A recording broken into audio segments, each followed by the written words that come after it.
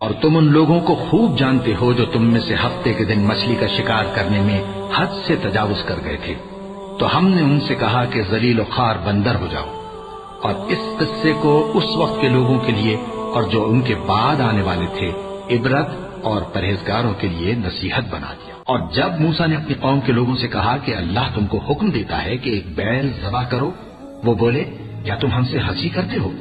मूसा ने कहा कि मैं अल्लाह की पनाह मांगता हूं कि नादान बनूं। उन्होंने कहा कि अपने परवरदिगार से इल्तिजा कीजिए कि वो हमें ये बताए कि वो बैल किस तरह का हो।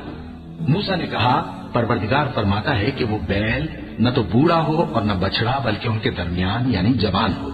तो जैसा तुमको हुक्म दिया गया है वैसा करो। उन्होंने कहा, अपने परवरदिगार से दरखास्त कीजिए कि हमको ये भी बता दे कि उसका रंग कैसा हो। मूसा ने कहा, परवरदिगार फरमाता है कि उसका रंग गहरा जर्द हो कि देखने वालों के दिल को खुश कर देता हो।